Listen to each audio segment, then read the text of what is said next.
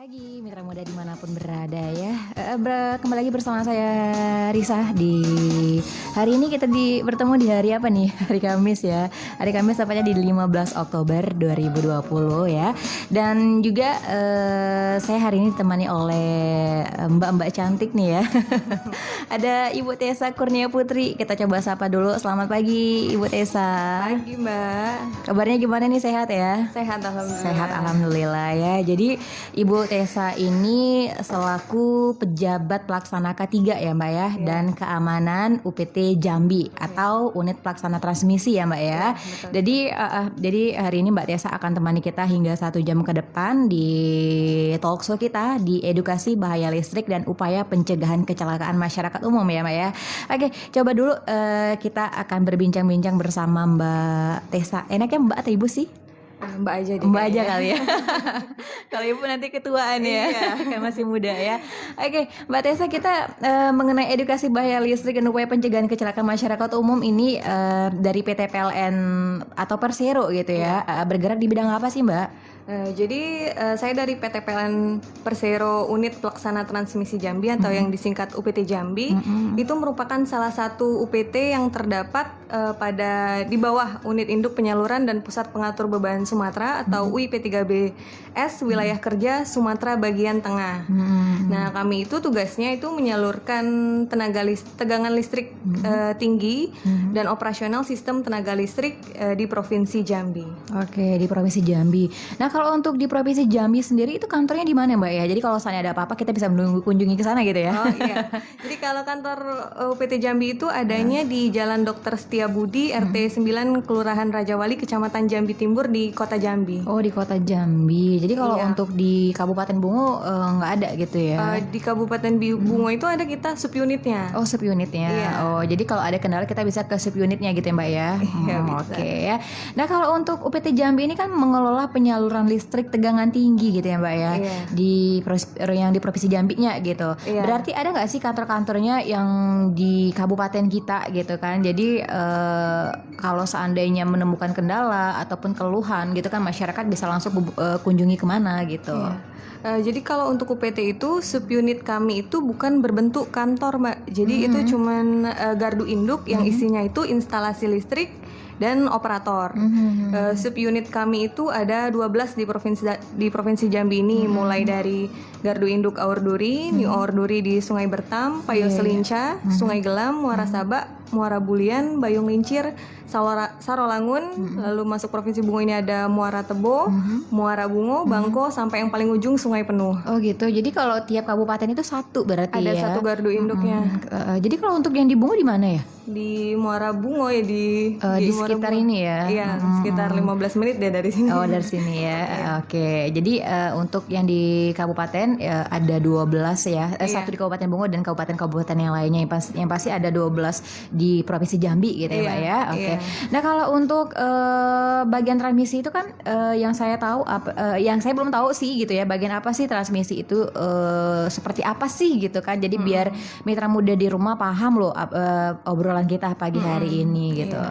Jadi PLN itu sebenarnya ada banyak ya Mbak ya. Kantor-kantor PLN itu ada banyak. Nah, berdasarkan proses bisnisnya, PLN itu dibagi menjadi 3. Ada di sisi pembangkitan, transmisi, dan distribusi. Nah, UPT Jambi ini di sisi transmisinya. Fungsi dari bagian transmisi itu yaitu menyalurkan energi listrik yang dihasilkan dari pembangkit melalui tower-tower transmisi menuju ke gardu induk, lalu disalurkan ke pusat-pusat beban atau distribusi. Oke, jadi itu ya yang dimaksud dengan transmisi itu Mbak ya. Berarti dia menyalurkan energi listrik ya melalui tower-tower gitu ya. Oh gitu. Jadi makanya tower itulah yang nanti akan transmisi ke gardu induk dan akhirnya dituju ke pusat-pusat beban ke rumah-rumah kita gitu.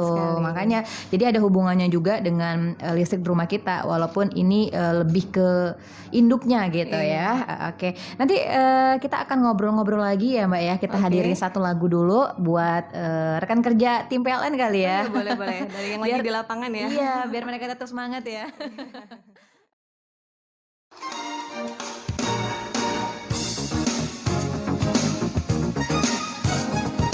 Oke, guys ya, Mitra Muda masih di 105,3 Radio Juwe The Spirit of Bungo ya. Kita masih bersama Mbak Tessa Kurnia Putri ya, mengenai edukasi bahaya listrik dan upaya pencegahan kecelakaan masyarakat umum ya. Nah tadi kita udah berbincang-bincang sedikit ya mengenai bahaya serta upaya pencegahan ya. Nah kita akan bertanya-tanya kembali ke narasumber kita mengenai tower ya Mbak Tessa ya. Iya. Tower transmisi itu mungkin kita sebagai orang awam kan beranggapan tiang listrik gitu ya. Tower-towernya gitu. Mungkin bisa dijelasin gitu Mbak Tessa. Ya, jadi masyarakat kan bilangnya tiang listrik itu biasanya yang di pinggir jalan ya. Iya. Cuman kalau yang dimaksud kalau kami tower transmisi itu kalau di transmisi itu kita kenalnya namanya SUTT dan SUTET atau saluran udara tegangan tinggi. Kalau TT itu tegangan ekstra tinggi. Nah, kalau yang membedainnya itu tegangannya. Jadi kalau tegangan tinggi itu 35 sampai 245 kilovolt. Kalau tegangan ekstra tinggi itu lebih dari 245 kilovolt. Oh gitu. Nah kalau di Jambi itu ada semua sih, SUTT ada, SUTET juga ada. Jadi SUTET tuh lebih tinggi berarti ya? Iya, udah ekstra tinggi tegangannya. Tinggi. Berarti itu adanya di provinsi gitu ya? Ada, kalau untuk di Muara Bungo ini ada Bungo penghantar ke arah Bangko, lalu Bungo ke arah Sungai Rumbai, dan Bangko ke arah Lubuk Linggau untuk yang SUTET. Oh gitu, jadi berkesinambung lah seperti itu Mbak ya. Nah bisa dijelaskan sedikit nggak Mbak sih mengenai SUTT sama SUTET itu ya? Jadi kita biar paham gitu kan? Iya, jadi pertama kali orang kalau dengar SUTET gitu kan udah ngiranya kayak bahaya gitu kan ya. Jadi padahal banyak masyarakat bilang itu bahaya. Sebelum pembangunan SUTET itu PLN itu sudah mengkaji semua aspek terkait konstruksi maupun penyaluran nantinya. Di Peraturan Menteri ESDM nomor 2 tahun 2019 itu juga sudah mengatur tentang jarak atau ruang bebas transmisi atau tower itu. Misalnya nih untuk SUTT 150 kV jarak dari konduktor secara vertikal dari tower ke rumah maupun pohon itu 5 meter.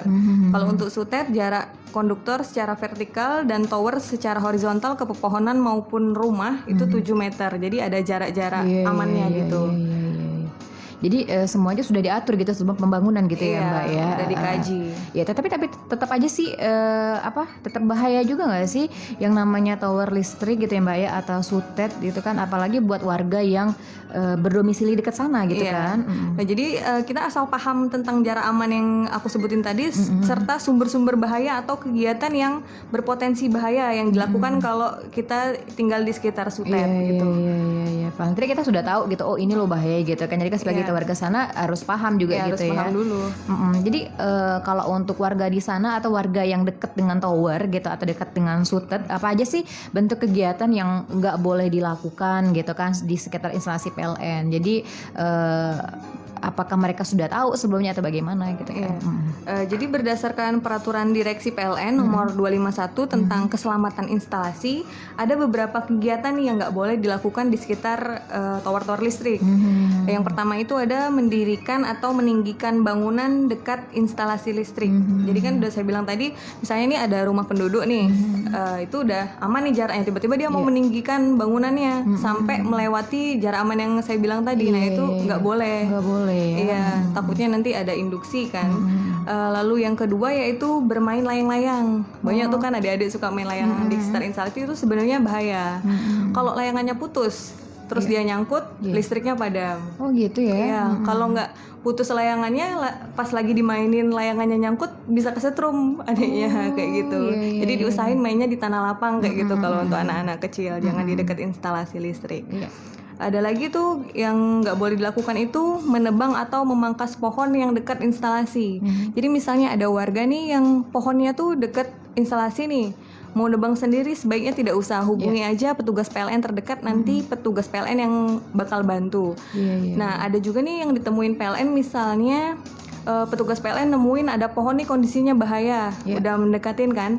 Nah itu kita minta keikhlasan masyarakat agar pohonnya itu bisa ditebas atau dipangkas kayak gitu. Mohon keikhlasan dari masyarakat itu. Untuk keselamatan juga gitu ya. Iya, untuk keselamatan bersama. Lalu yang keempat itu Hal yang nggak boleh dilakukan itu yaitu merusak, menabrak, membongkar, atau melakukan aktivitas pembakaran dekat instalasi. Itu juga otomatis membahayakan ya. Dan yang terakhir itu menggali atau mengeruk tanah dekat instalasi listrik. Dikhawatirkan kan kalau pondasinya udah terkeruk, towernya malah roboh. Oh gitu. Ada lagi nih yang sempat viral itu yang main balon, Mbak pernah lihat gak tuh di video itu kan nerbangin balon udara, ujungnya nyangkut ke Tower ya. meledak kan. Itu kan bahaya tuh ya. Oke, jadi harus hati-hati juga gitu ya. Terutama untuk warga yang di sekitar sana ya, kalau seandainya rumahnya dekat sana, kalau mau bangun tinggi-tinggi lagi nggak bisa lagi gitu ya. Oke, dan juga untuk anak-anak, jadi buat orang tua juga yang kalau rumahnya dekat sekitar tower ya, kalau anak yang bermain layang-layang atau bermain balon-balonan ya nggak usah gitu, dilarang ya. Di tanah lapang aja. Di tanah lapang aja gitu, karena ini bentuk keselamatan kita bersama ya. Baik itu untuk keselamatan sekitar manusianya dan juga listriknya juga. Kalau mati kan bahaya juga gitu ya. Apalagi kalau mati lampu seharian tuh rasanya pusing banget gitu ya Mbak. Udah mati gaya kan. Mati gaya. Rasanya pengen kabur aja dari rumah gitu kan. Maklum lah ya. Dan apa sih akibatnya gitu Mbak ya, kalau seandainya terjadi gangguan terhadap sistem kelistrikan gitu kan. Jadi akibatnya gitu. Tentunya ya kalau udah listrik mati itu banyak pihak yang dirugikan ya. Mulai dari rumah tangga, semua pekerjaan rumah tangga tertunda. Lalu ke industri yang lebih besar lagi, pabrik-pabrik nggak bisa produksi dan berujung pada nanti perekonomian yang memburuk jika gangguannya itu sifatnya mayor atau fatal kayak gitu. Itu yang besarnya gitu ya Mbak ya. Kalau untuk ibu-ibu rumah tangga mungkin kalau mati listrik nggak bisa masak nasi ya. Itu kalau udah sampai ke pabrik nggak bisa produksi. Nggak bisa produksi. Jadi ujung-ujungnya nanti ekonomi juga yang akan nyendet gitu kan. Jadi makanya kita harus berdoa aja bersama-sama selalu, semoga aliran listrik selalu lancar gitu ya Mbak ya. Oke. Nah kalau untuk di Jambi sendiri atau provinsi Jambi sendiri, gangguan apa sih yang sering terjadi gitu ya Mbak ya, yang mungkin baik itu fatal, yang membahayakan masyarakat atau segala macam gitu? Ya, jadi kalau gangguan yang pernah terjadi itu, gangguan itu sifatnya ada yang sifatnya internal, ada yang sifatnya eksternal. Maksudnya internal itu mungkin ada anomali peralatan, tapi yang paling sering itu gangguan yang dari eksternal sifatnya. Misalnya itu yang dari eksternal itu terjadinya dari alam dan di luar kendali. Misalnya ada sambaran petir, lalu gangguan dari hewan, dari monyet, ular, segala macam. Itu yang dari alam gitu. Yang dari alam. Yang sumber dari manusia juga ada. Yang ada juga seperti sering dibilang gangguan layang-layang. Lalu ada penebangan pohon liar yang pohonnya ditebang tanpa konfirmasi PLN, lalu pohonnya nimpa jaringan. Nah, itu kan terjadi gangguan. Yang fatal pun juga sudah pernah terjadi di Provinsi Jambi ini ya. Contohnya itu di tahun 2018 ya Mbak, ada tower di Bangko arah Sungai Penuh. Itu besi sikunya dicuri, towernya roboh. Ya ampun. Nah, karena dia nyuplai Sungai Penuh dan salah satu sumbernya itu cuma dari Bangko, akhirnya pada dampaknya Sungai Penuh itu blackout selama lebih kurang 21 jam. Blackout nggak ada listrik sama sekali. Itu karena pencurian besi siku tower, akhirnya towernya roboh. Ya jadi nggak ada rumah yang tertimpa atau gimana kita korban nggak ada? Nggak ada, itu kebetulan dia mungkin jauh dari pemukiman. Kalau dekat pemukiman mungkin kalau orang yang curi udah ketahuan kali ya, karena itu mungkin agak di hutan kali ya. Lalu tahun 2019 juga pernah ada besi siku yang dicuri, towernya roboh dan listriknya juga padam selama 30 jam karena proses recovery itu kan namanya tower roboh kan harus dibangun ulang gitu ya. Nah, tapi petugas PLN tuh udah secara sigap sih melakukan recovery terhadap instalasi listrik yang terganggu tersebut. Nah, kalau udah kayak gini, kalau udah ada sifatnya fatal gini, seluruh PLN itu ikut partisipasi. Kami kenal dengan PLN 1. Jadi kalau udah kayak gitu nggak ada lagi namanya PLN pembangkit distribusi segala macam, semuanya jadi satu gotong royong gitu. Baik itu transmisi gitu ya, pembangkit serta distribusi ya. Oke. Nah, kurang kerjaan aja orang tuh ya kalau curi ya. Iya, dikiloin. Ya, untung aja dia nggak kena sentrum ya Mbak ya. Bahaya kan. Jadi orang itu juga udah punya ilmu kebal kali ya. Oke. Jadi untuk mitra muda juga yang dekat dengan tower jangan macam-macam sama towernya ya. Jangan ambil besi sikunya, nanti kita bisa black blackout nantinya ya. Iya. Nah, konsekuensi apa sih yang diterima oleh oknum gitu Mbak ya, atau oknum yang melakukan pengerusakan seperti yang Mbak katakan tadi ya? Iya. Nggak ketangkep berarti mereka ya? Ketangkep ya. Iya, ketangkep. Jadi pengerusakan apa sih yang dia dapetin setelah dia melakukan kerusakan pada instalasi PLN gitu? Iya, dari pencurian besi siku dan mengakibatkan tower roboh lalu tidak bisa menyalurkan tenaga listrik itu termasuk dalam KUHP pasal 406 dan 408 tentang pengerusakan dengan ancaman maksimal 4 tahun penjara. Selain itu nih kayak yang sifatnya fatal, misalnya blackout nih provinsi maupun pulau karena udah interkoneksi, jadi kalau ada blackout itu fatal ya. Nah, pelaku itu bisa dijerat dengan Undang-Undang Nomor 15 Tahun 2003 tentang terorisme sebagai tindakan yang dikategorikan usaha sabotase dan membahayakan objek vital dan strategis milik negara. Karena PLN itu kan sudah fitness ya Mbak ya. Nah, ancaman pidananya nggak main-main, yaitu hukuman seumur hidup atau pidana mati. Itu kalau sifatnya udah blackout provinsi itu udah bisa dikategorikan sabotase, dia udah ancaman seumur hidup. Oh, seperti itu ya Mbak ya. Jadi yang tadi melakukan itu ketangkep orangnya ya. Jadi ancamannya pun juga cukup bahaya juga, baik itu resiko dia melakukan pencurian dan juga untuk hukuman sabotasenya gitu kan. Nah, apa ada nggak sih kegiatan dari PLN ya Mbak ya untuk mencegah hal-hal ya, terutama yang bersumber dari manusia itu terjadi gitu ya, misalnya buat warga yang tinggal deket tower gitu kan, ada nggak kontribusinya gitu buat warga? Jadi kalau kami itu rutin ada sosialisasi ke masyarakat. Terus ada juga pengukuran medan listrik, medan magnet. Itu bertujuannya untuk mengetahui perkembangan di daerah itu, apakah ada yang berpotensi dengan cara mengukur induksinya. Juga kalau dia masih di bawah standar berarti aman daerah situ. Lalu kalau pendekatan ke masyarakat itu sendiri, kami juga ada namanya program CSR atau Corporate Social Responsibility. Yang pernah kami lakukan itu ada program beasiswa, perbaikan masjid dan juga sekolah yang di sekitar instalasi PLN. Nah, dari segi teknisnya juga untuk mencegah gangguan tersebut terjadi, itu kami ada pemeliharaan rutin, sifatnya harian, bulanan, tahunan ke instalasi kami. Lalu dari patroli juga ada patroli dan inspeksi rutin dari namanya petugas ground patrol kami yang rutin mengecek tower-tower kami gitu. Oh, jadi ada lah ya untuk masyarakat sekitar dan juga untuk lingkungan sekitar gitu ya, yang pasti menguntungkan untuk warga dan daerah yang ada tower tersebut gitu ya Mbak ya. Oke. Baik, nanti kita akan kembali berbincang-bincang kembali bersama Mbak Tessa Kurnia Putri ya, yang pastinya mengenai edukasi bahaya listrik dan upaya pencegahan kecelakaan masyarakat umum. Jadi kita akan melanjut lagi di sesi kita berikutnya. Tetap di 105,3 Radio JFM, The Spirit of Bungu.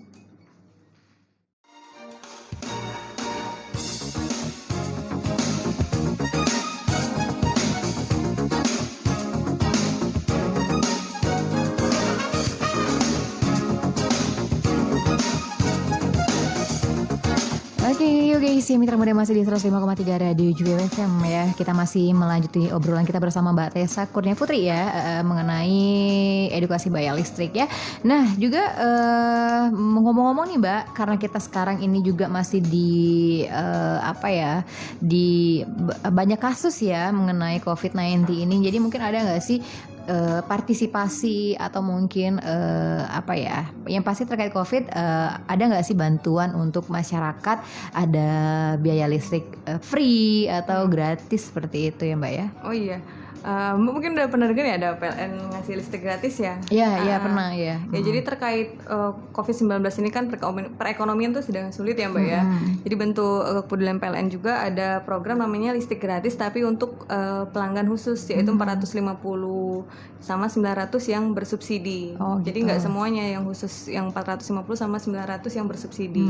Jadi nggak semua masyarakat dapat. Tujuannya sih untuk membantu perekonomian masyarakat yang mungkin sedang sulit di kondisi COVID ini. Jadi itu sih.